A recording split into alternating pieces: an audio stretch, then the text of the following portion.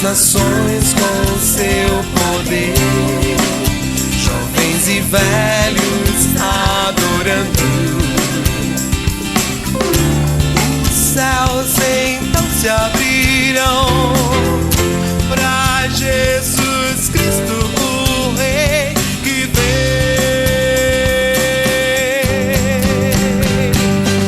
Abra o coração. Olá, que a graça do nosso Senhor Jesus seja com todos os que estão assistindo esse programa, seja com você, nosso querido telespectador.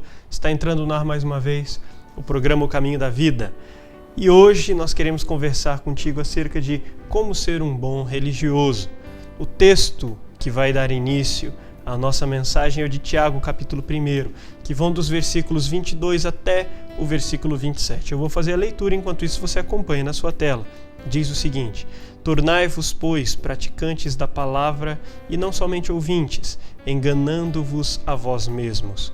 Porque se alguém é ouvinte da palavra e não praticante, assemelha-se ao homem que contempla no espelho seu rosto natural, pois a si mesmo se contempla e se retira, e para logo se esquece de como era a sua aparência. Mas aquele que considera atentamente na lei perfeita, lei da liberdade, e nela persevera, não sendo ouvinte negligente, mas operoso praticante, esse será bem-aventurado no que realizar. Se alguém supõe ser religioso, deixando de refrear a língua, antes enganando o próprio coração, a sua religião é vã.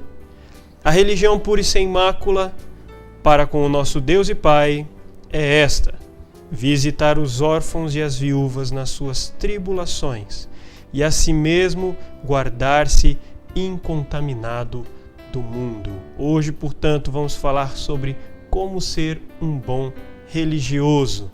Nós falamos muito sobre vida prática e combatemos muito a religiosidade vazia. Você gosta de ser um religioso?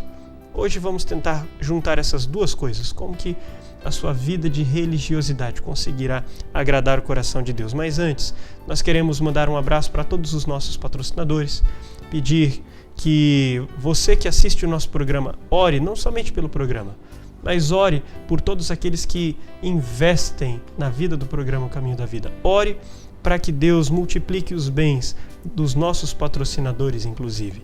E se você deseja ou precisa de uma palavra amiga para todas as horas da vida, nós temos o serviço do Disque Paz, um serviço gratuito oferecido pela Igreja Presbiteriana do Brasil.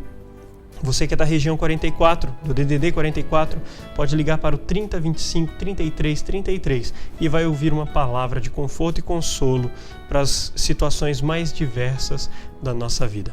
Portanto, como ser um bom religioso, ou sendo um bom religioso, baseado em Tiago, capítulo 1, 22 a 27. Vamos falar disso daqui a pouco, no próximo bloco do programa O Caminho da Vida. Fique conosco e não saia daí.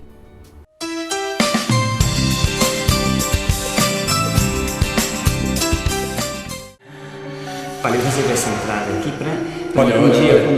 Infelizmente, o seu projeto não foi aprovado. Paz. Há quanto tempo você não sabe o que é isso? Disque Paz, uma palavra amiga para todas as horas da vida.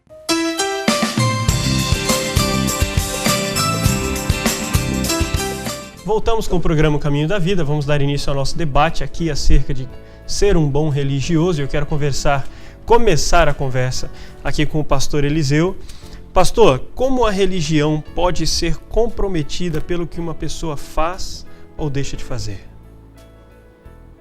A religião da pessoa vai ser conhecida pela doutrina a qual ela pertence, pelo que ela ensina, pelo que ela diz. E quando ela faz ou deixa de fazer coisas que estejam de acordo com aquilo que é ensinado, então compromete toda a religião. É essa questão que você disse no início, na abertura, que a gente sempre está chamando a atenção para o fato da religiosidade. A religiosidade é um perigo porque eu posso viver em função de uma lei, eu posso viver em função de uma doutrina. Quero deixar mais claro com o texto de Mateus 23, 3 e 4. São palavras de Jesus sobre isso. Ele diz, Mateus 23, 3 e 4. Portanto, tudo que vos disserem, isso fazei e observai, mas não façais conforme as suas obras. Ele está falando dos religiosos, dos fariseus. Porque dizem e não praticam, pois atam fardos pesados e difíceis de suportar, e os põem aos ombros dos homens, mas eles mesmos nem com o dedo querem movê-los. Então, de vez em quando, estoura um escândalo ou outro por aí, e um grande líder religioso cai, e as investigações trazem à tona e acabam mostrando que ele criou leis para a sua denominação, para a sua religião, tão pesada que as pessoas têm que cumprir, mas na verdade ele não cumpre. Na sua vida dupla, na sua vida secreta, ele não tem cumprido aquilo. No finalzinho de Mateus 7, quando Jesus faz o Sermão da Montanha, lá no versículo 28, último versículo, os versículos 28 e 29, as multidões estão maravilhadas do ensino de Jesus, e a palavra de Deus diz, ele ensinava diferente, com autoridade, e o versículo 29 diz, porque as ensinava como tendo autoridade e não como os escribas. Então, como é que pode comprometer? Fazendo coisas que depõem contra aquilo que tem sido ensinado. O senhor estava falando aí acerca dos fariseus, Jesus criticando os fariseus. Tem uma parábola que eu gosto bastante, de Lucas, que está no capítulo 18 de Lucas, dos 9 ao 14.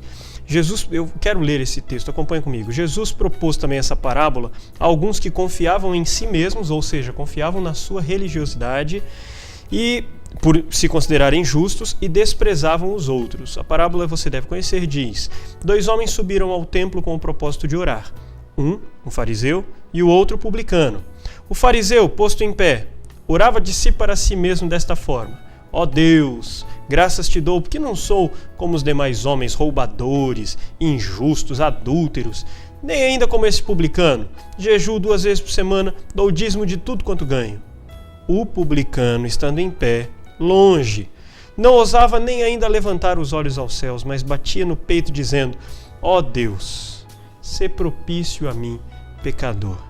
Digo-vos que este desceu justificado para sua casa, e não aquele, porque todo que se exalta será humilhado, mas o que se humilha será exaltado. Portanto, a religiosidade vazia é um perigo, e essa é a forma como Jesus via os fariseus, personagem citado aqui pelo pastor Eliseu. Marcos Estrela está conosco mais uma vez, que bom tê-lo conosco, seja bem-vindo. O que significa um bom religioso à luz do versículo 27 que nós lemos no nosso texto de Tiago, capítulo 1, que diz: a religião pura e sem mácula para com o nosso Deus e Pai é esta: visitar órfãos e viúvas nas suas tribulações e a si mesmo guardar-se incontaminado do mundo. E por que se consideram justos, por que que nós precisamos olhar para a nossa vida a partir desse texto, se nós queremos ser bons religiosos aos olhos do nosso Pai? Ok. Esse texto, essa palavra religião aqui, quando você olha no grego, ela não tem um sentido de prática, de ação externa, né, o que é uma característica do religioso. Ele está mais preocupado na ação e ele confia nessa ação do seu próprio braço. É uma confiança em si mesmo, na sua própria ação. E aqui não está dizendo nada disso. Ela tem um outro sentido, que ela expressa um sentimento interno de adoração e culto a Deus. Né? E é justamente isso que essa palavra, em português parece religião, mas no grego quer dizer isso.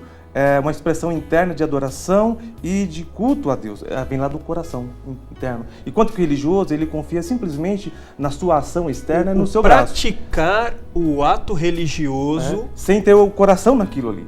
Né? E é interessante, pesquisando alguns livros, diz assim que Tiago, ao querer dizer isso, ele está dizendo que o mais belo rito espiritual e o mais excelente liturgia que pode oferecer a Deus é um serviço amoroso ao pobre, ou seja, amor ao próximo, e também guardar-se contaminado do mundo, ou seja, a sua relação com Deus, que Deus é santo. Né? Então, amor a Deus e amor ao próximo. Passa por aí a verdadeira religiosidade. Então, aquela religiosidade de uma pessoa que procura seguir o que a igreja diz, todos os seus passos e mostrar-se muito santo, sem se preocupar muito com a pessoa que está do seu lado, ou sem se preocupar muito em um relacionamento mais íntimo com Deus, ela pode ser considerada... Aí já entra até de novo no que o pastor Eliseu falou. Pode ser considerada uma religião de fariseu? Isso. Pode ser considerada uma religião vazia? É o que o Marcos disse, é mais a preocupação com a forma. Olha só, doutrina, gente, leis e tal, o programa não está dizendo que... Porque a Bíblia é feita disso. A religião é importante. Exatamente, a religião é importante. Dizendo. A religiosidade, ou seja, isso que o Marcos acabou de dizer, me chamou a atenção, quer dizer, a pessoa faz mais preocupada com a forma, até mesmo com que os outros... É para garantir a sua própria salvação, ou algum benefício que vem de Deus.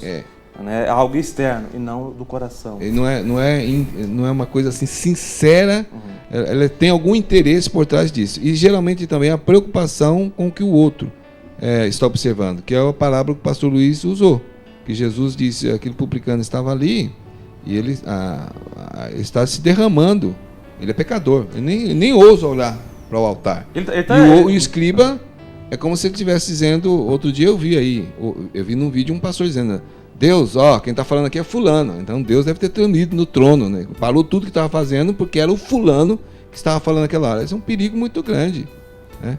Quem somos nós? Devemos chegar com reverência na presença de Deus, admitindo que nós somos pecadores. É interessante aqui que o que o pastor Luiz fez aí com você, colocando no versículo 27, está voltado para a prática do amor, né? Visitar os órfãos e as viúvas. E eu fiquei pensando assim, puxa vida, como às vezes fica para trás essa questão nossa de cumprir isso, né?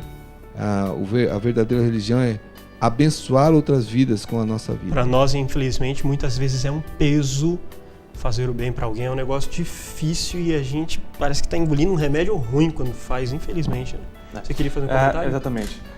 Esse texto que você leu denota isso mesmo, a questão do religioso. Ele está preocupado com a aparência, com a visão pública e com as suas atitudes, enquanto que o outro, ele olhou para si e viu um pecador. Ele olhou para dentro de si e viu um pecador. Enquanto que o primeiro, que você leu lá, um religioso, ele está preocupado com a fala dos outros. Portanto, ele estava satisfeito com aquilo que ele estava entregando para Deus, porque estava satisfazendo aquilo que ele mesmo pensava acerca de Deus, da sua aparência, né? Então, sendo um bom religioso, como é que fazemos para ser um bom religioso? Começa por aqui, a gente já comentou, e a gente continua a nossa conversa depois do intervalo comercial. Não saia daí, fique conosco aqui no programa O Caminho da Vida.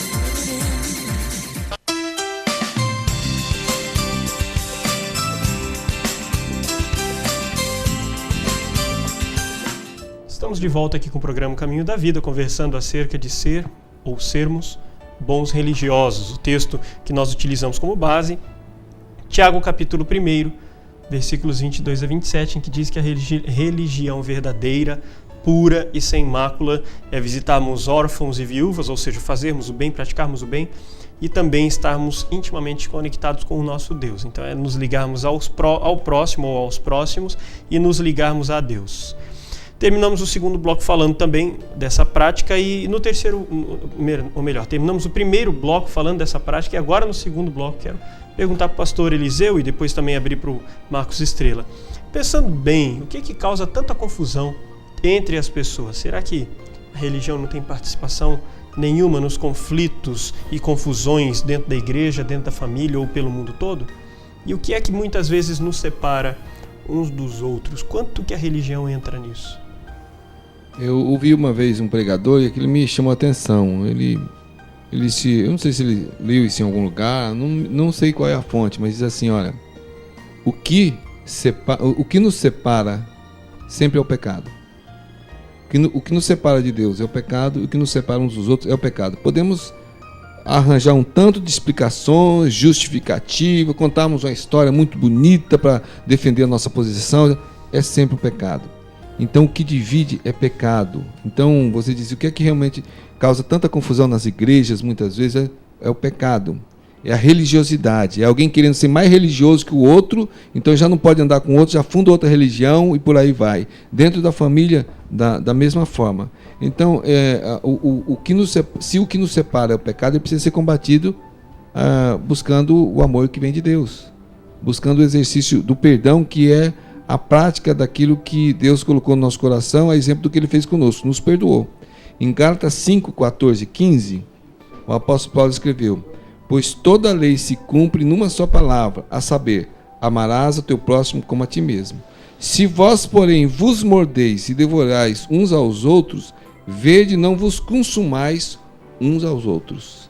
Então, resumindo a resposta à sua pergunta, o que nos separa, o que causa tanta confusão, você já usou esse termo, a religiosidade vazia, o legalismo frio e a carnalidade muitas vezes travestida de boas intenções. Eu fiz isso aqui porque eu amo a Deus, eu amo a igreja, eu fiz isso aqui. Não, está destruindo, trazendo confusão para o meio de uma vida que deveria ser comunhão, porque está enganado com uma vida de pecado. Eu percebo, quando a religião traz muita confusão na família, quando os pais cobram os filhos de uma maneira fria, né? E o próprio filho percebe que aquilo ali é algo mecânico, sem amor, né? É religioso, tem as suas vestimentas de religioso, mas em casa é um demônio, alguma coisa desse tipo. Revela uma pessoa que não tem aquele amor que fala lá na igreja. Eu acho que essa contradição é que acaba gerando confusão na própria família, né? Os filhos vendo um discurso contraditório entre a fala e a prática. Há um jovem na nossa igreja, frequentando a nossa igreja, que entrou por esse caminho. Foi na nossa igreja porque ele percebeu que amigos com quem ele se relacionava, que eram da nossa igreja, viviam algo que pregavam, enquanto familiares que eram de outra igreja viviam algo e pregavam outra coisa. E aí isso empurra para ver como isso chega a dividir uma família.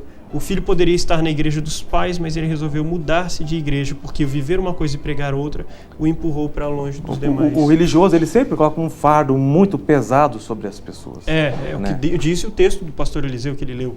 Ele cria, são palavras de Jesus, né? Cria leis novas, detalhes novos nessas leis que o próprio Deus já colocou para nós. Ele se preocupa nesses detalhes, nessas regras, ele se preocupa fielmente em fazer. O religioso está mais preocupado em fazer, né? E quando o outro não faz, ele acusa, ele aponta e tudo mais. Mas algo me chama muito a atenção nesse texto que nós usamos como texto base, de Tiago 1, 22 a 27. Esse texto fala, se alguém quer ser religioso, ele não fala coisas do tipo, se alguém quer ser religioso, tente não matar, não adulterar, lide bem com seu dinheiro, organize seu tempo. Ele não fala nada disso. Ele entra em um ponto, uma questão. Olha só o que diz o versículo 26, nós já lemos esse versículo, não sei se você prestou atenção. Se alguém supõe ser religioso, deixando de refrear a língua, antes enganando o próprio coração, a sua religião é vã. Portanto, o que ele diz aqui é que a religiosidade está muito ligada ao uso da sua língua, meu querido. O que você tem falado por aí? Quanto nós temos nos preocupado com aquilo que se fala e quanta ênfase é dado no comportamento em outras áreas em comparação com aquilo que se fala. Por exemplo, existe alguma diferença entre matar uma pessoa, falar mal de alguém, difamar alguém? E como que uma pessoa ou uma igreja deve tratar uma pessoa que não sabe refrear a sua língua como deveria? Vou colocar para ambos os pastores. Diferença existe entre matar uma pessoa e prejudicar uma pessoa com o que nós falamos. Lógico que existe. Colocou fim na vida e tal, fisicamente falando. Mas eu posso colocar fim na vida de uma outra pessoa também com a minha língua. Isso. Existe diferença, mas é pecado da mesma forma. Eu creio que o que o pastor Luiz está dizendo é o seguinte, se alguém na igreja, com toda a intenção, maldade, fez uma armadilha lá e matou uma pessoa, essa pessoa já vai ser tratada como que ela cometeu um pecado gravíssimo e tal, vai ser tratado nas formas da lei e também na igreja. Agora, quando uma pessoa destrói ou está destruindo a outra, ou o ministério, ou dividindo a própria igreja ou a família com a língua, mentindo, semeando discórdia e tal, como é que a igreja deveria tratar? Usando a palavra também. Porque essa pessoa é uma assassina espiritual. E é interessante que algumas comunidades convivem com isso. Ou seja, são pessoas reconhecidamente perturbadas no meio da igreja, usando esse tipo de coisa, e a igreja não toma. Não estou dizendo aqui no sentido de crucificar essa pessoa, mas é tratar com essa pessoa, porque é um pecado.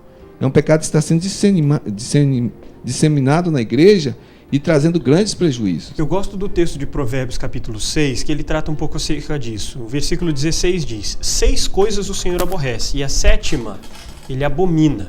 Aí ele traz a lista das 6 que ele aborrece. Uma delas é mãos que derramam sangue inocente, é o matar. Isso. Deus aborrece alguém que mata outro. Mas a 7ª, a que ele abomina, é o que semeia contendas entre os irmãos. Então aquele que usa a sua língua para destruir a vida do querido, do irmão alheio, da pessoa alheia a ele. E que geralmente é o religioso.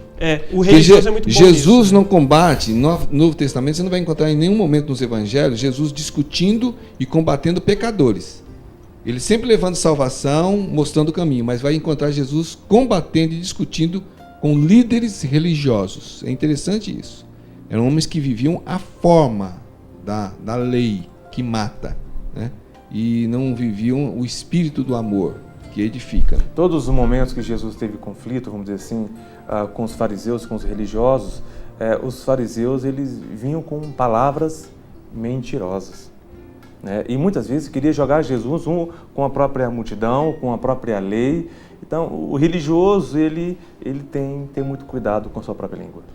Eu gosto também da forma como Jesus responde aos religiosos que tentam questioná-lo sobre apedrejar ou não aquela mulher pega em adultério em João capítulo 8. Ali eles queriam, na verdade, atingir o próprio Cristo, né? Sim, mas é interessante que Jesus, ele trata, ele lida do pecado, ele não passa a mão sobre a cabeça daquela mulher, mas ele não derrama sobre aquela mulher a ira que aqueles fariseus, aqueles religiosos queriam que ele derramasse. Ele simplesmente perdoa pergunta quem não tem pecado, todos se acusam e vão saindo.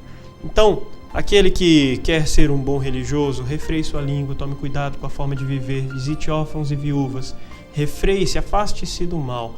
Mas a ênfase do versículo é: toma cuidado com a sua língua, tome cuidado com a sua boca, com o que você fala dos outros.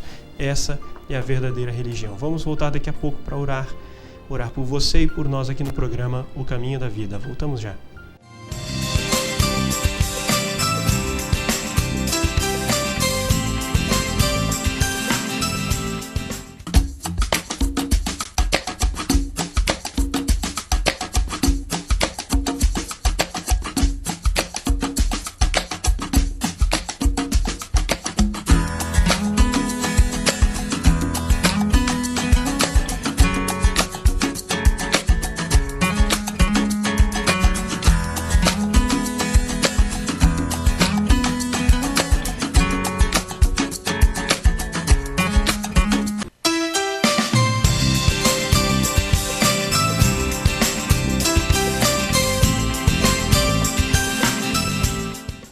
Estamos de volta com o programa Caminho da Vida. Muito obrigado por você que ficou conosco esse tempo todo.